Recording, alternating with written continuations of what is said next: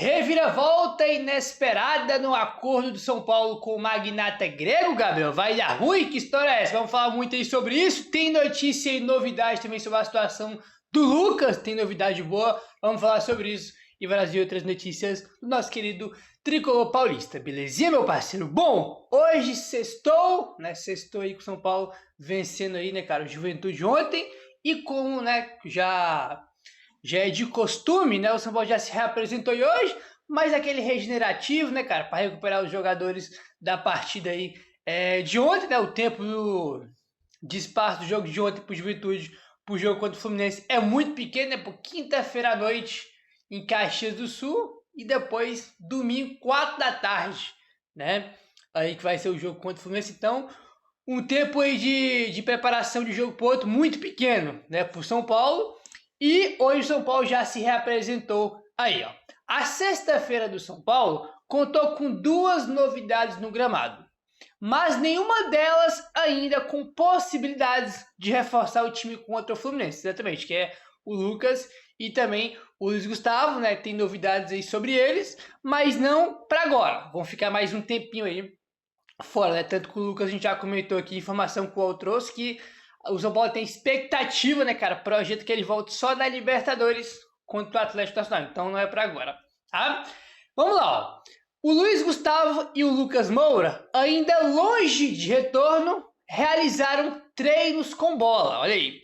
O Luiz Gustavo, que completou 38 anos de idade nesta semana, segue o seu protocolo de recuperação de um tromboembolismo pulmonar e fez uma parte do trabalho técnico com o restante do grupo pela primeira vez, mas ainda sem contato físico.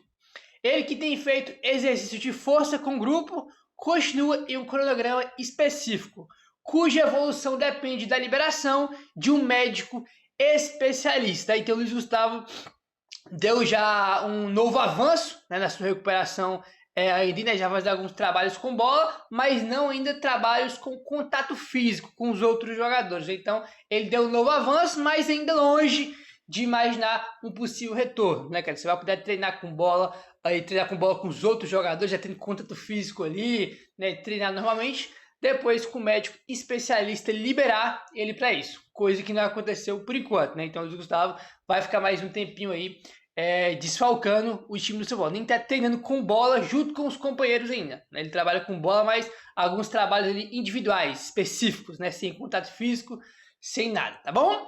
Lucas Moura, por sua vez, deu sequência aos treinos com a fisioterapia no campo e realizou uma atividade com bola nesta sexta-feira, tá? Então, o Lucas é outro que trabalhou com bola nesta sexta-feira. Há exatamente uma semana, o Lucas passou por uma intervenção no joelho direito, com o objetivo de alívio sintomático e otimização do retorno esportivo, que foi aquele procedimento que o São Paulo fez na sexta passada, né, que foi o São Paulo soltou um relatório na sexta passada sobre a situação do Lucas, o que aconteceu, como é que está a situação dele atual. E nesse relatório aí, explicando tudo, tinha uma novidade que era o São Paulo anunciando que na sexta passada ia fazer um procedimento, né, novo aí com ele, para diminuir aí, né, cara, essas dores que ele vem sentindo, né, porque a lesão, ele já tá recuperado, mas ele recupera a lesão, vai treinar, só que sente alguns incômodos, né, então esse procedimento foi para isso aí, por causa de alguns incômodos que ele tava sentindo aí, tá bom? Então o Lucas treinou com bola, né, fez algumas atividades com bola nesta sexta-feira, mas infelizmente não vai jogar por agora, né, tem que esperar mais um pouquinho aí, tá bom? Enfim, falando sobre o Luiz Gustavo, sobre o Lucas, né, que deram avanços aí nas suas recuperações, bora falar agora sobre o treino. Como tradicionalmente ocorre nos dias seguintes aos jogos, os jogadores foram divididos em dois grupos nesta sexta-feira. Enquanto os titulares fizeram exercícios regenerativos, o outro grupo trabalhou no gramado com Hernan Crespo e sua comissão técnica, que comandaram um treinamento físico e também técnico, não é verdade, né, cara? Depois do jogo, né, no treino seguinte, depois do jogo, você divide, né, dois grupos ali, os jogadores que jogaram mais tempo é só regenerativo, recuperar a parte física, e quem não jogou ou jogou pouco faz, né, uns trabalhos com bola, um trabalho tático no campo, aí como sempre acontece nos dias seguintes aí dos jogos, tá bom? Na tarde deste sábado, amanhã, o São Paulo realiza a última atividade antes de receber o Fluminense em busca da primeira trinca no Brasileirão, né? Primeira sequência de 3 vitórias seguidas. E aí, então, foi a atividade de hoje. Amanhã tem, no sábado, mais um treino, né? Onde o Crespo vai encerrar a preparação para o jogo contra o Fluminense. Tô curioso para saber o que o Crespo vai fazer, porque é o seguinte: a gente vem aí de Flamengo, Bragantino, né? Corinthians e Juventude. E nesses 4 jogos aí com o Crespo, quase todo mundo, né, cara, jogou, pelo menos se você pegar o time titular do São Paulo, teve poucas mudanças. Então a maioria do time titular do São Paulo jogou os 4 jogos, entendeu? E tem o Fluminense já agora domingo, e no meio de semana tem Copa do Brasil. E aí que tá, a gente vai botar um time mais mesclado contra o Fluminense para jogar com um time titular, 100% titular na quinta contra o Atlético Paranaense, ou vai todo mundo titular de novo contra o Fluminense e vai dar a mesclada contra o Atlético Paranaense. Irmão, acho que é o seguinte, eu acho, tá, é um chute, que o Crespo vai fazer a mesma coisa que o Zubeldia fazia. Como assim, galera? O Zubeldia, ele sempre colocava o que ele tinha de melhor em campo. O São Paulo vai jogar tal jogo. Quem tá bem para jogar, vai jogar. Ó, esse aqui, ó, tá sentindo dor. Esse aqui já tá com desgaste, se bota ele para jogar, corre de lesão. Então tira esse. E foi o que aconteceu isso com quem ontem? Com o Alan Franco. O Crespo falou, ó, ele tava com a dor, mas se ele jogasse ontem contra o Juventude, ele ficaria de fora contra o Fluminense. Então o São Paulo já tá, o Crespo já fez isso aí ontem, ó, tira o cara porque senão, irmão, vai dar problema. O São Paulo foi e tirou o Alan Franco. Eu acho que é isso que o Crespo aí vai fazer. Apesar que, na minha opinião, o São Paulo aí, a gente fica esse negócio, pô, vai priorizar o quê? Priorizar o quê? Porque não tem como jogar com o mesmo time 3 competições, cara, não tem como. Ainda mais que a gente tem posições no elenco, né, que nem tem reposição, como o caso do Cedric, por exemplo. Se o Cedric ia ter quem? O Mike nem tá disponível para jogar ainda, porque ele vem de uma lesão, né? Então, cara, eu acho que o Paulo tem que priorizar o Brasileiro e a Libertadores. E a Copa do Brasil é a terceira competição, tá? Então eu acho que eu iria com, né, o que tiver de melhor contra o Fluminense.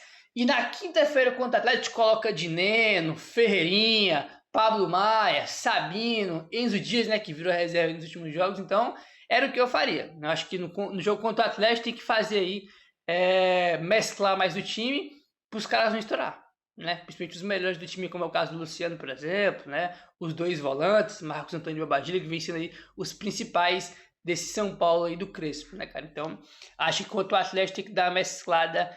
Aí nesse jogo contra o Atlético é o jogo de ida no Morumbi, né? Então acho que o São Paulo tinha que dar uma mescladinha nesse jogo aí, na minha opinião, né? Óbvio que a gente vai falar, não, tem que poupar no Brasileiro. Eu acho que tem que priorizar Brasileiro e Libertadores e deixar a Copa do Brasil um pouco de lado.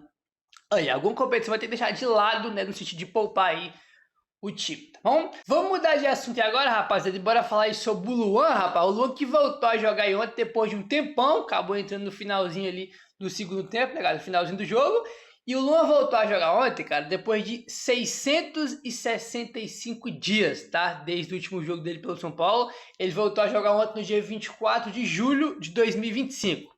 Até ontem, o último jogo dele pelo São Paulo foi no dia 27 de setembro de 2023, tá? No jogo aí do São Paulo contra o Coritiba, tá? Dia 27 de setembro de 2023. Se eu não tô maluco, tem que pesquisar aí, ver data, tudo certinho, mas se eu não tô doido, esse jogo contra o Coritiba, eu acho que foi o jogo seguinte depois do título da Copa do Brasil, né? Porque se não me engano a gente ganha o título do Flamengo no domingo, aí no meio de semana, na quarta ou foi na quinta, a gente já pega o Coritiba e depois a gente enfrenta o Corinthians. Eu lembro muito bem de como foi essa semana aí, né? Então acho que esse último jogo do Luan foi o jogo seguinte ao título da Copa do Brasil de 23, né? E depois de 665 dias ele voltou a jogar. 665 dias, cara, é muito tempo, né? Aí que ele não jogava pelo São Paulo. Nesse período aí que ele ficou fora, o jogador foi emprestado ao Vitória em 2024 e depois voltou ao CT da Barra Funda, onde primeiro fez treinos em horários alternativos, né? O famoso treinando separado. E desde o fim do Paulistão, ele foi reintegrado para treinar com o elenco principal. Mas o Zubeldia não relacionou ele para nenhum jogo. Ele não foi para o banco em nenhuma partida aí, não entrou em nenhum jogo, nem para o banco foi, né? Então ele ficou um tempo sem jogar em 2023 mesmo, né? Depois foi emprestado em 24 e voltou esse ano, né? E esse ano ele já ficou treinando separado e depois voltou aí a treinar com o elenco principal e ontem ganhou uma oportunidade, né? Ganhou alguns minutinhos ali no segundo tempo. Bora ver se o Crespo aí vai ter planos para utilizar ele ou se só foi bem para colocar ele no finalzinho ali, né? Vai lá, volta a jogar aí um pouco e é isso. Bora ver o que o Crespo vai fazer em relação ao Luan. Tá bom, rapaziada? Bom, eu gosto bastante, sou bem assim, eu gosto bastante do Luan, sempre gostei muito dele. Tinha muita informação, cara, que ele tava vivendo problemas aí, né, no período que ele saiu do São Paulo, que ele tava com problemas aí extracampo, né, cara, problema extracampo aí, e foi por isso que ele parou de jogar pelo São Paulo, teve alguns problemas aí foi pro Vitória, teve um bom momento ali, o Vitória até queria que ele permanecesse, mas o Luan era muito caro para a realidade financeira do Vitória, né, para conseguir comprar o Luan, e cara, é um jogador que eu gosto bastante, tem uma identificação com cada torcida, né, cara, acho que, não sei, não posso falar de todo mundo, não posso generalizar, mas boa parte da torcida gosta bastante do Luan, entendeu? Já tem ótimos serviços prestados ao São Paulo, então é um jogador que a torcida gosta e, né, tomara que ele seja bem fisicamente, seja uma opção aí para o elenco do São Paulo, né? Apesar que a gente tem muito jogador no meio, né? Tem o Marcos Antônio, Bobadilha, Alisson, Pablo Maia, o próprio Luan agora, né? Tem o Negruti, né, que é o último deles, então torcer para ele ficar bem aí fisicamente, quem sabe ganhar mais oportunidades, tá bom? Vamos seguindo aqui, vamos mudar de assunto, meu parceiro. Bora falar aí sobre o magnata grego, o Evangelos Marinakis, que o negócio é o seguinte, ó. Segundo o blog do São Paulo, o São Paulo mudou os planos em Cotia. O acordo com o Marinakis não será mais exclusivo. Agora o clube busca um fundo de investimento com mais um parceiro para captar dinheiro com mais rapidez. Vale lembrar que o modelo inicial foi revisto uma vez que tinha algumas questões que o clube não citou quais, que feriram o estatuto do clube. Vamos por parte aqui. O São Paulo, tá, né? A ideia inicial sempre faz acordo com o Marinakis para ele injetar dinheiro na base. O São Paulo compra jogador, né? Compra jogador da base dos times, traz para Cotia, depois vende e o Marinakis leva o percentual. Era o que a gente sabia em relação à parceria com o Grego. Agora, né, como o blog do São Paulo trouxe, esse acordo com o Marinakis não vai ser mais exclusivo com o Marinakis, né? O São Paulo está em busca aí de outro fundo de investimento, né? Buscando mais um fundo, mais um parceiro para captar mais dinheiro aí, né? Com mais rapidez, com mais velocidade. Aí, né, um ponto que é importante aqui, por que será que mudou os modos? Porque a gente nunca vai saber e como o blog botou aqui. Nesse acordo inicial que tinha com o Marinakis, nesse acordo previsto, tinha algumas questões, né, cara, que feriam aí o estatuto do clube, que era inviável fazer por causa do estatuto do clube. E por isso que foram mudadas aí. O que exatamente não sabe. Isso aí não sabe, até porque o acordo nem fechado estava, então é difícil saber aí sobre isso. Continuando aqui, ó. A tendência é que o acordo seja fechado e esclarecido ao público após até o fim do ano, né? Então deve ter esse acordo aí. Ainda deve ter esse acordo com o Marinakis, tá? Não deve ser mais exclusivo como era antes, né? Teve algumas reviravoltas aí, não vai ser mais um acordo exclusivo. São Paulo pode fechar com o Marinakis e pode fechar com outro parceiro, com outro fundo, né? Aí ter dois parceiros, o Marinakis e mais um, pelo menos é o que o blog do São Paulo colocou aqui, que agora não é mais exclusivo com o Grego, né? Então a tendência ainda é que o negócio com o Grego seja fechado, mas tivemos mudanças nesse meio do caminho aí. Esse negócio sempre foi bastante estranho, vamos ser sinceros, né? Porque já é algo que está demorando há muito tempo, até natural dessa forma, né? Porque as coisas não é, pô, Grego, vamos fazer um negócio aqui de Cotia, assina ali e acabou, não é, cara? Tem um monte de cláusula, um monte de coisa aí que os caras têm que resolver em contrato, né? A coisa não é de um dia para noite, a gente tem que ter noção disso aí também, né? Mas isso aí foi passando tempo, foi demorando, pô, cadê o negócio com o Grego? Não fechou até agora, aí não fecha aqui, não fecha, ninguém fala mais nada sobre isso, né? Vira um assunto aí que ninguém fala mais. Aí agora sai informação, antes tinha saído a informação de que o Grego estava conversando com o Botafogo para investir na base do Botafogo, né? Vale lembrar isso aí, entendeu? Aí eu faço uma pergunta para vocês, será que isso tem alguma coisa a ver? Por exemplo, São Paulo fecha com o Marinakis, e o São Paulo também pode buscar mais um parceiro, que é o que o São Paulo está fazendo, né? Com o blog botou que o São Paulo quer mais um fundo, mais um parceiro, além do Marinakis.